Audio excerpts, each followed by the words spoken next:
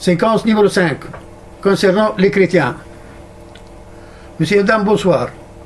Nous allons démentir dans cette séquence, horizontalement que verticalement, le mensonge des chrétiens avec toute leur doctrine cristalliste, que Jésus n'était ni Dieu ni son Fils, et que sa naissance de mère sans père, c'est le miracle du créateur de l'univers pour compléter la quatrième condition de la création de l'homme. Dans le premier miracle, c'est la création d'Adam à partir du sol, sans père ni mère. Le deuxième miracle, c'est la création de Ève, d'un homme sans femme. Le troisième miracle, c'est la création des enfants d'Adam de père et de mère. Vers 16 à 25, surat 19. وثق المقال بكير يرحمكم رحمة واسعة لتفريد ادعاء المسيحيين المفترين على الله العلي الكبير المدعين له الصاحب والولد. بسم الله الرحمن الرحيم.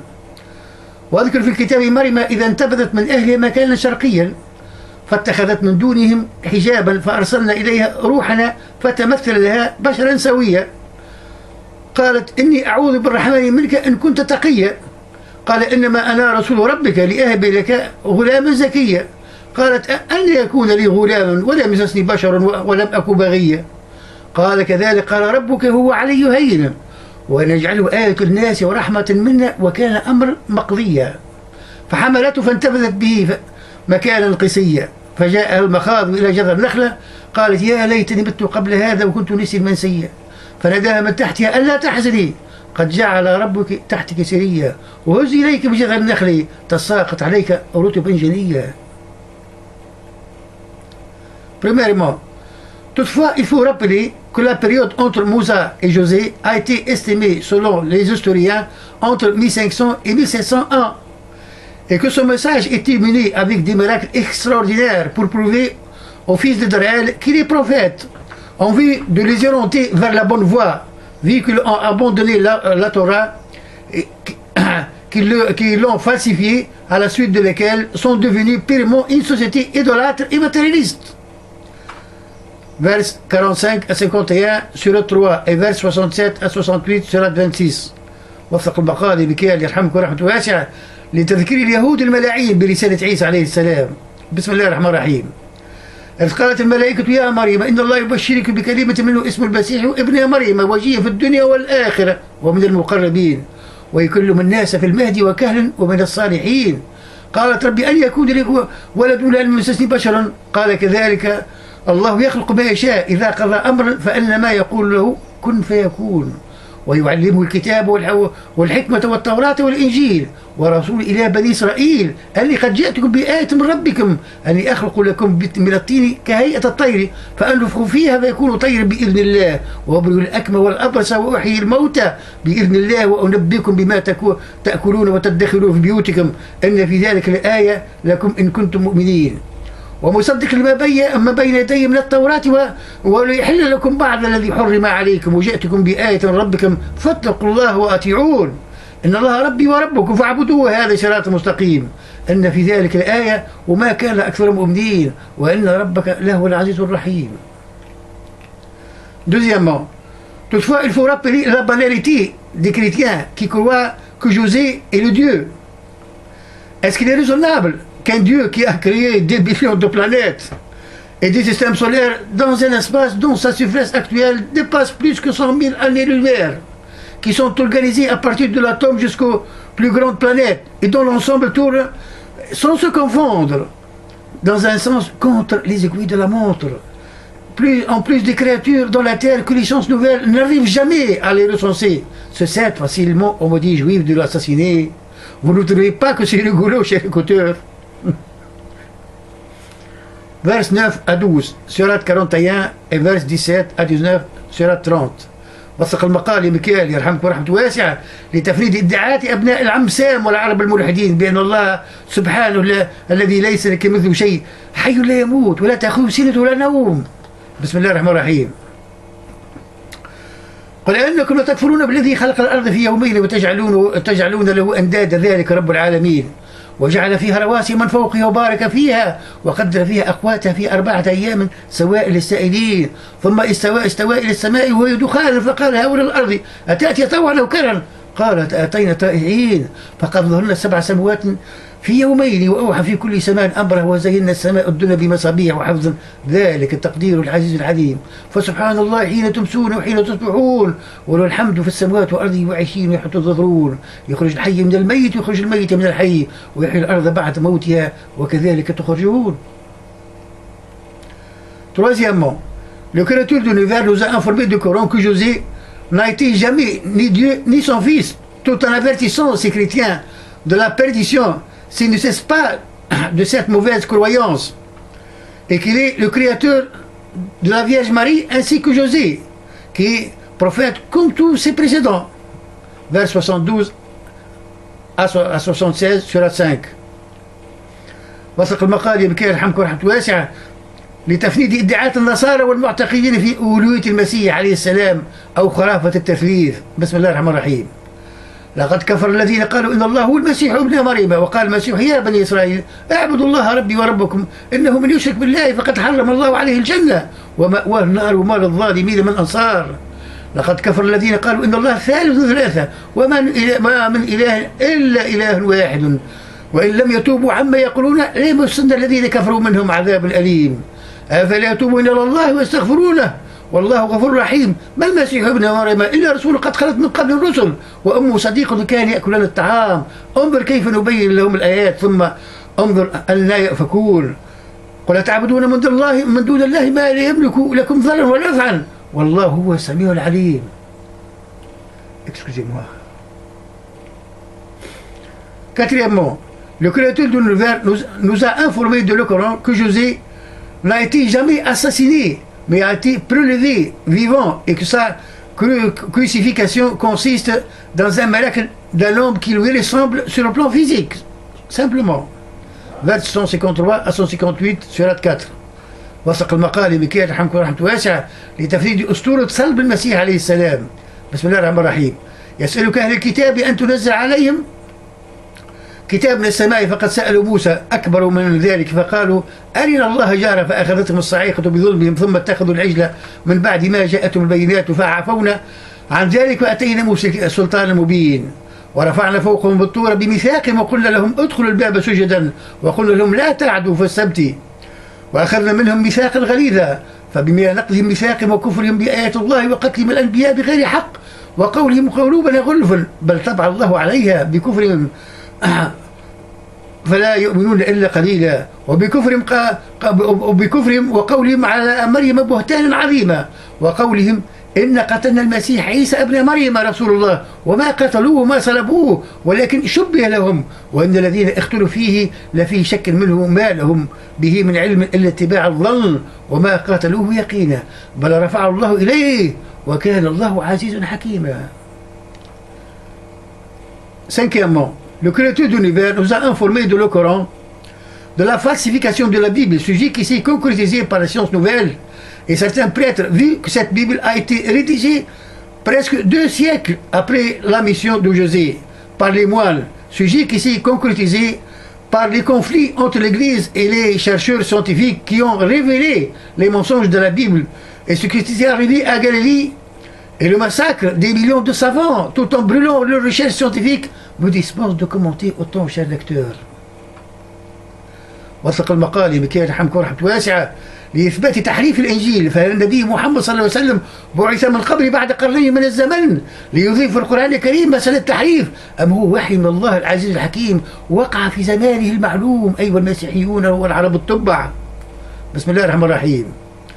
ومن الذين قالوا إن النصارى أخذنا ميثاقهم فنسوا حظا مما ذكروا به فأغرينا بينهم العداوة والبغضاء إلى يوم القيامة وسوف ينبئهم الله بما كانوا يصنعون. يا أهل الكتاب قد جاءكم رسولنا يبين لكم كثير مما كنتم تخفون من الكتاب ويعفو عن كثير قد جاءكم من الله نور وكتاب مبين يهدي به الله من اتبع رضوانه سبل السلام ويخرج من الظلمات إلى النور بإذنه ويهدي إلى صراط مستقيم. Excusez-moi.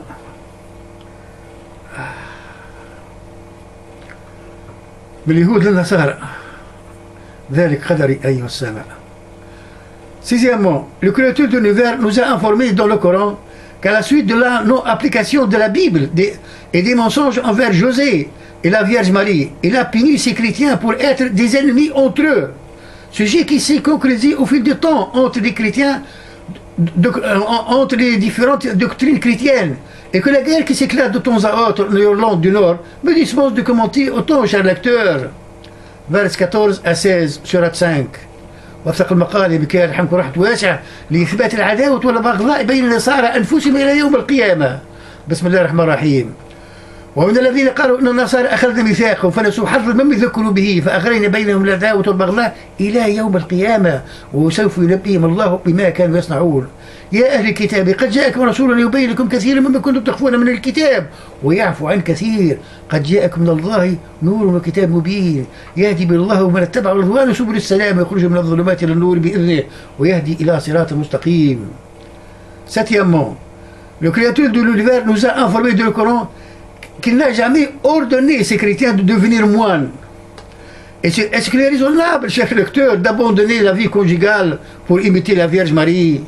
Et comment il y aura de reproduction d'une génération en appliquant cette mauvaise croyance qui est tout à fait contradictoire contre les messages de l'humanité et de l'existence sur cette terre?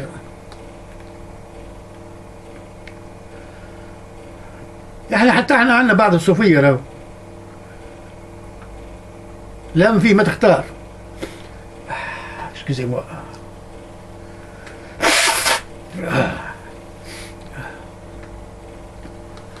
وثق المقال بكي يرحمكم رحمة واسعة لتفنيد ادعاءات الأخوات والقساوسة بعدم التزوج تقليدي لمريم العذراء عليه السلام ومن يدري لعل البعض منهن لها علاقة من اسم السري أو كانت من البغايا وأقبلت الكنيسة تطهر مما اقترفته فمن يأمل بنات حواء في هذا العصر فهو أهبل. بسم الله الرحمن الرحيم. وقد أرسلنا نوحا وإبراهيم وجعلنا في ذريتهم النبوة والكتابة فمنهم مهتد وكثير منهم فاسقون ثم قفينا على آثارهم برسولنا وقفينا بعيسى ابن مريم وآتيناه الإنجيل وجعلنا في قلوب الذين اتبعوا رأفة ورحمة ورهبانية ابتدعوها ما كتبناها عليهم إلا ابتغاء رضوان الله فما رعوا حق رعايته فآتينا الذين آمنوا منهم أجرهم وكثير منهم فاسقون.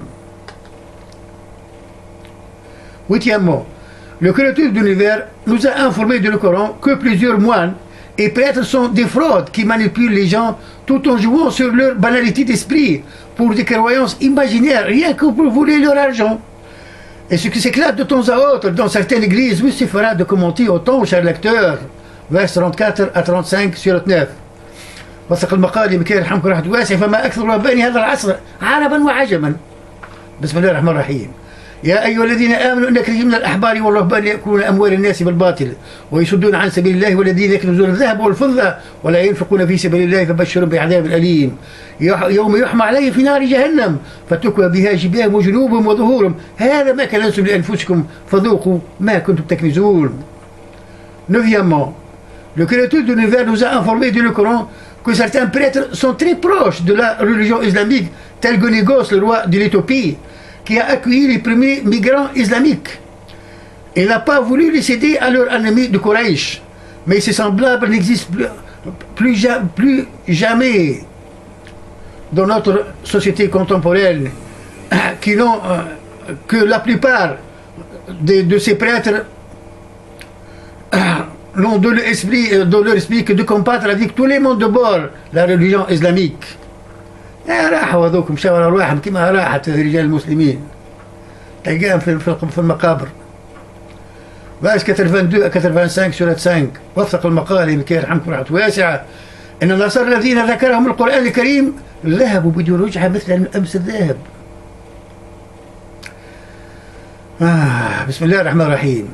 لا تجدن أشد الناس عداوة الذين آمنوا اليهود والذين أشركوا ولا تجدنهم أقرب مودة الذين آمنوا الذين قالوا إن نصارى ذلك بأنهم منهم قسيسين ورهبانا وأنهم لا يستكبرون وإذا سمعوا ما أنزل إلى الرسول ترى أعينهم تفيض من الدمع مما عرفوا من الحق يقولون ربنا آمنا فاكتبنا مع الشاهدين وما نؤمن بالله وما جاءنا من الحق ونطمع أن يقتلنا ربنا مع القوم الصالحين فأذابهم الله بما قالوا جنات تجري من تحت الأنهار خالدين فيها وذلك جزاء المحسنين. سمعتوني يا رب ملحدين ما هو. Deuxièmement, le créateur de l'univers nous a informé de le Coran que le jour de la résurrection de toute l'humanité qui sera présenté devant sa majesté, il va questionner José. José, est-ce que tu as dit à ces chrétiens de te prendre avec ta mère comme Dieu? Non, mon Dieu. Je n'ai pas dit que ce que tu m'as ordonné, et vous étiez témoins. Et si vous les punissez, ce sont vos créatures. Et si vous les pardonnez, vous êtes juste dans vos actes. Et que toutefois,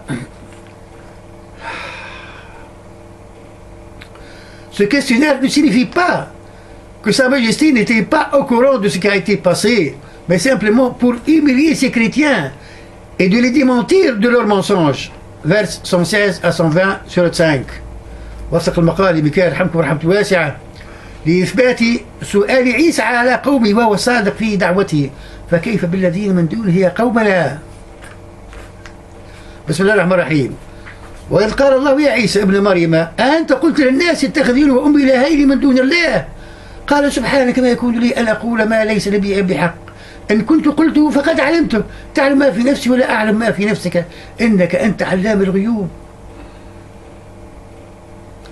ما قلت لهم إلا ما أمرتني به أنا أعبد الله ربي وربكم وكنت عليهم شهيدا ما دمت فيهم فلما توفيتني كنت أنت الرقيب عليهم وأنت على كل شيء شهيد. أن تعظموا فإنهم عبادك وأن تغفر لهم فإنك أنت العزيز الحكيم. قال الله هذا يوم ينفع الصادقين صدقهم لهم جنات تجري من تحت الأنهار خالدين فيها أبدا رضي الله عنهم ورضوا عنه ذلك الفوز العظيم. لله ملك السماوات والأرض وما فيهن وهو على كل شيء قدير.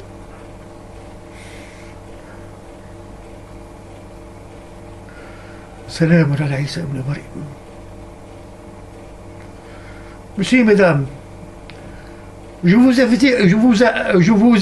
avertis là où vous êtes, et quelle que soit votre nationalité, de se méfier des missionnaires chrétiens qui ne cessent de divulguer le christianisme, avec tous les mondes de bord à la suite de la faillite de l'Église, qui a été abandonnée de la majorité de ses croyants, et que ces missionnaires, si les singes de la jungle pourront parler, ils vont les inciter à cette doctrine défaillante, vu que d'après eux, le Dieu a besoin plus de frères et de sœurs.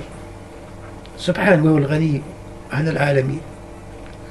Messieurs les chrétiens de toute doctrine, je vous rappelle que j'aime José autant que vous, et que je l'ai vu dans mes rêves, debout dans la mer, et que j'étais en train de nager envers lui. J'espère du Créateur de l'univers que je le verrai pour l'embrasser à plein bras tout en lui disant « Cher José, j'ai transmis le message à ces idolâtres chrétiens et Dieu était témoin. » Mes salutations. Est-ce que j'ai averti avant la perdition? Dieu vous est témoin que j'ai transmis le message. Séquence prochaine, la haine éternelle et l'amour falsifié entre les juifs et les chrétiens et leur union quand il s'agit de combattre l'islam. Aïe, al-Arab. Séquence terminée.